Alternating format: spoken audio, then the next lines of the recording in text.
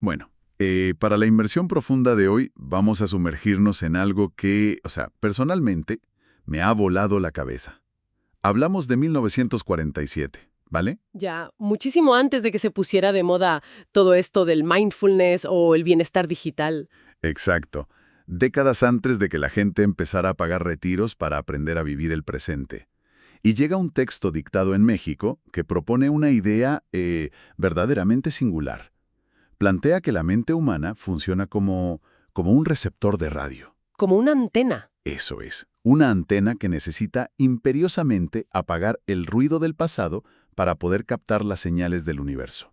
O sea, es una premisa que mezcla tecnología pura del siglo XX con una mística superantigua. Y fíjate que es una mezcla que funciona con una precisión sorprendente. Porque, a ver, normalmente cuando analizamos textos históricos de naturaleza espiritual, pues esperamos encontrar dogmas rígidos, ¿no? O un lenguaje pastoral muy conservador. Claro, lo típico. Exacto. Sin embargo, el documento que vamos a desgranar hoy utiliza metáforas de transmisión electromagnética y establece pautas psicológicas que si las lees hoy parecen diseñadas para la mente moderna, que está supersaturada de información y ansiedad. Totalmente. Y bueno, para situar a quienes nos escuchan, el texto central de nuestro análisis pertenece a una obra titulada Las florecitas del fango. Y nos vamos a centrar en la apertura de una sección muy concreta que se conoce como El día que el Padre habló a los varones. Que es una sección fascinante, por cierto. Lo es, lo es. Y quiero dejar claro desde el principio que el propósito de esta inmersión profunda no es entrar a debatir su validez teológica, sino diseccionar cómo este mensaje logra articular una arquitectura literaria y filosófica inmensa, porque pasa de describir un escenario cósmico brutal a establecer una mecánica de transformación interior que es puramente individual. Sí. Y para entender eso, creo que primero tenemos que ubicarnos en el tiempo.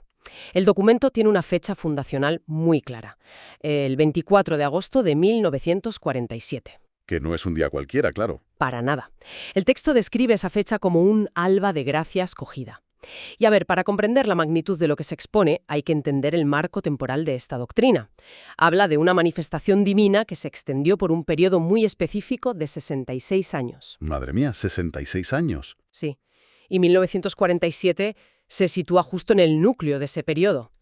O sea, estamos hablando de una época en la que el mundo físico intentaba reconstruirse tras las cenizas de la Segunda Guerra Mundial. Claro, una necesidad de reconstrucción total.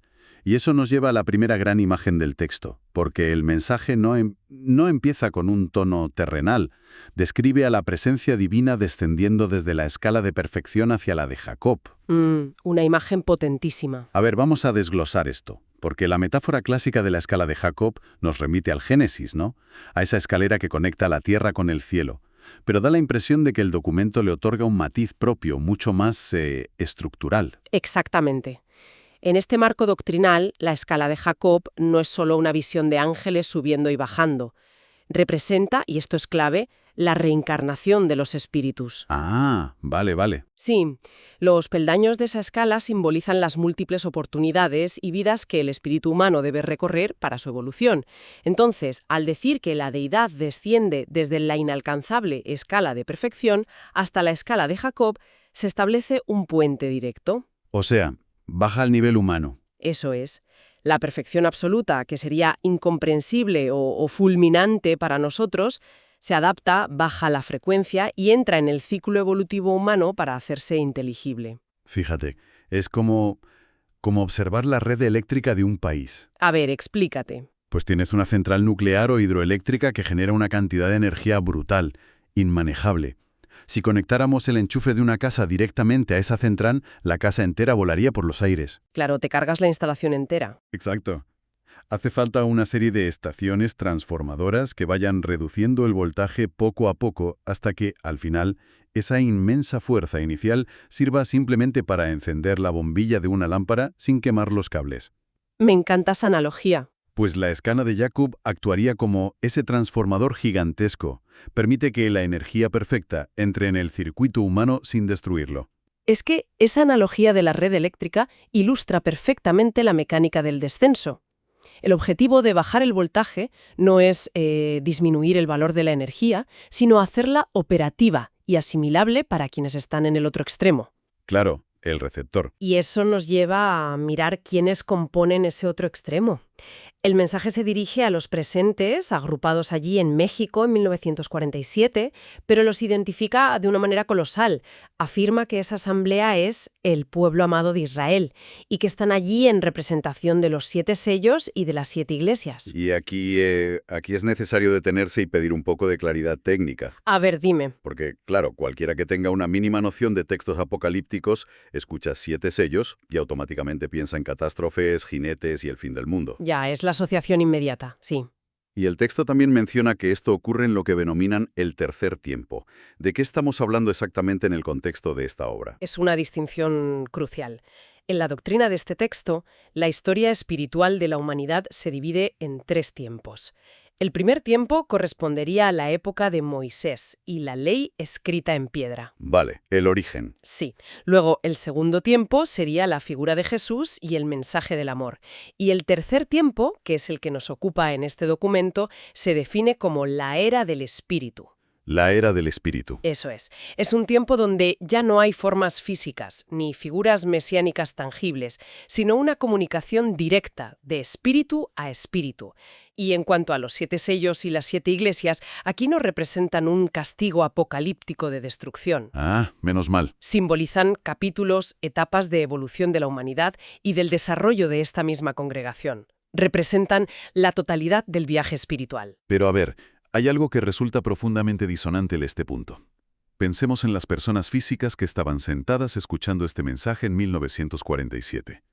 Obreros, campesinos, ciudadanos de a pie, lidiando con la inflación, con la posguerra, con la vida cotidiana. Gente normal y corriente. Exacto.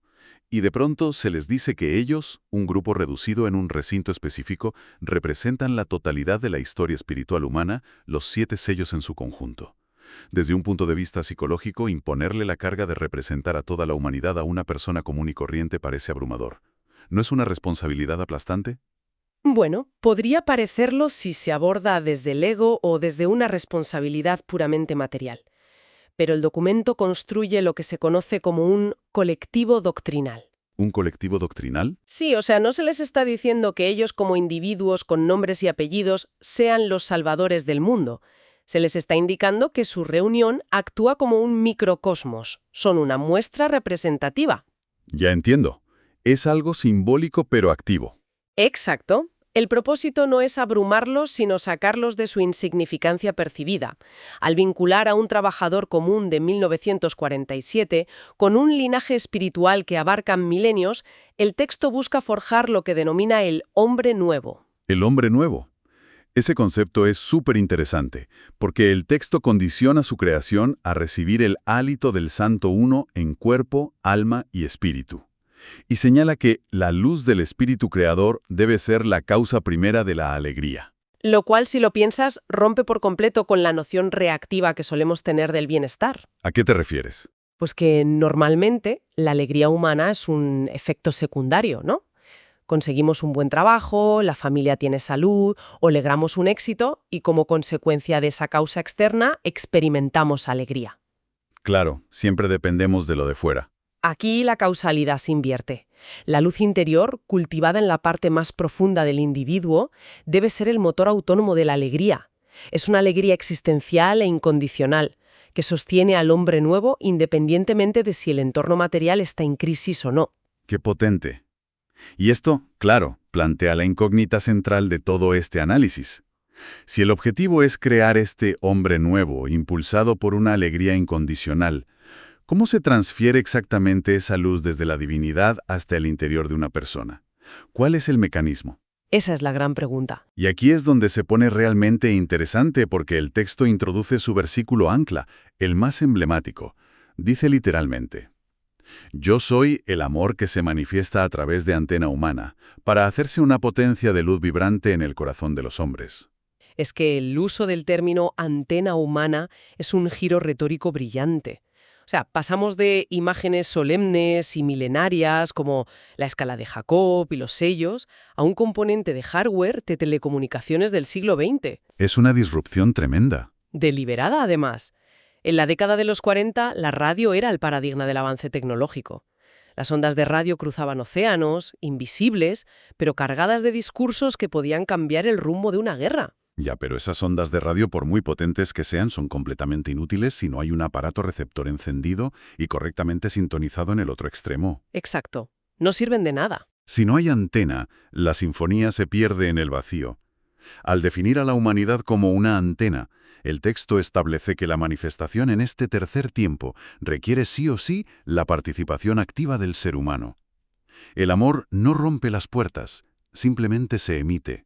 Y esa es la clave operativa del tercer tiempo. La revelación no ocurre mediante zarzas ardientes que te obligan a arrodillarte por el asombro físico. Ocurre mediante una sintonización interna. El amor es la señal de origen, la materia prima electromagnética. Siguiendo con la analogía de la radio. Eso es. Pero para que ese amor tenga algún impacto tangible en la realidad, necesita transmutarse al pasar por la antena humana y convertirse en esa potencia de luz vibrante. Es una transferencia de agencia absoluta. El ser humano deja de ser un súbdito pasivo que recibe órdenes y se convierte en un transformador biológico y espiritual. Y el texto añade un matiz hermoso. Dice que este proceso dignifica al individuo mediante su propia redención. Totalmente. Y hace hincapié en que este fenómeno comienza en los pequeños en cuanto a valores espirituales, a quienes irá haciendo crecer. Fíjate que esa frase, dignificado por su propia redención, dinamita la idea de un salvador externo que hace todo el trabajo. Al sintonizar la antena, el individuo común, el pequeño, asume la responsabilidad de su propio crecimiento. Es un trabajo interno. La redención se convierte en un proceso de maduración endógeno. El puente de la escala de perfección provee la señal, pero el mérito de decodificar esa señal y brillar pertenece al individuo. Esto otorga una enorme autonomía moral. Sin embargo, cualquiera que entienda un poco sobre comunicaciones por radio sabe que el gran enemigo de cualquier transmisión es el ruido. La estática. Las interferencias, exacto. Y parece que el texto anticipa este problema técnico humano, porque en los siguientes párrafos, el 4 y el 5, lanza un mandato extremadamente directo sobre cómo limpiar esa estática. Ordena: olvidad vuestras tristezas, olvidad vuestros dolores, vivid en alegría. Es muy contundente. Y remata con la directriz: olvidando vuestro ayer, vivid el momento presente. Y este es el primer gran movimiento práctico y doctrinal de la obra. Pasamos de la teoría cósmica a la aplicación psicológica inmediata. Ya, pero aquí es necesario ejercer un poco de fricción. Porque esta idea de olvidar el ayer resulta un tanto polémica si la analizamos bajo la lupa de la psicología clínica moderna. A ver, explícate. Hoy en día, la terapia, el análisis del trauma, todo nos enseña que el pasado no se debe olvidar, sino que se debe explorar y procesar para sanar. La idea de simplemente olvidar el dolor puede sonar a pura represión emocional. ¿Cómo se sostiene este mandato sin caer en la negación del trauma? Es una objeción muy válida, ¿eh? Si interpretamos olvidar como amnesia clínica o esconder el dolor bajo la alfombra, estaríamos hablando de represión tóxica, sin duda. Claro, que es malísimo. Pero en el contexto de la antena humana, el olvido del ayer tiene un significado funcional. No se trata de borrar la memoria de los hechos, sino de desenganchar la carga emocional paralizante que esos hechos generan hoy. Si tu mente invierte el 90% de su energía en reproducir en bucle los agravios del pasado... Estás generando estática. Exacto. Generas un nivel de estática que hace imposible recibir la frecuencia sutil del amor que menciona el texto. Entendido. O sea, no es fingir que el pasado no ocurrió, sino dejar de usar el presente como una sala de cine donde solo proyectas tus tragedias pasadas. Me gusta esa imagen. Volviendo a la tecnología, es como tener un ordenador intentando procesar un programa de diseño súper avanzado, pero resulta que tiene 80 ventanas abiertas en segundo plano consumiendo toda la memoria RAM. Y claro, el sistema colapsa. Eso es. Y todas esas ventanas están reproduciendo vídeos de accidentes de tráfico. El olvidar el ayer sería el comando para cerrar esas ventanas en segundo plano, liberar RAM y que el sistema pueda correr el programa principal. Una analogía muy certera. Cerrar esas ventanas no borra el código del ordenador, simplemente libera la atención consciente. Y el texto advierte que este vaciado es el requisito indispensable para que la enseñanza florezca. Es el paso previo obligatorio. Sí, porque al vaciar el resentimiento y situar la consciencia en el presente, creas el espacio para que la señal se estabilice. Y el documento asegura que si haces esto, la enseñanza misma te guiará como el camino, la verdad y la vida, y servirá como fortaleza del espíritu. Esa expresión, fortaleza del espíritu, creo que desmitifica la idea de que soltar el dolor sea un acto de debilidad. A menudo la gente piensa que aferrarse al rencor te hace más duro, que es como una armadura contra futuros daños. Ya, el trauma como escudo protector. Exacto. Pero el texto sugiere que la verdadera fortaleza proviene de la claridad que se obtiene al viajar ligero de equipaje emocional. Así es. La armadura del rencor es pesada y hace que la antena se oxide, quedando rígida apuntando hacia el ayer. La fortaleza del espíritu es dinámica, es la capacidad de estar tan enraizado en el ahora que te mantienes como un canal abierto para traducir esa señal en luz vibrante continua. Y eso requiere disciplina diaria, supongo. Muchísima. Por eso conectar esto con el tercer tiempo es revelador.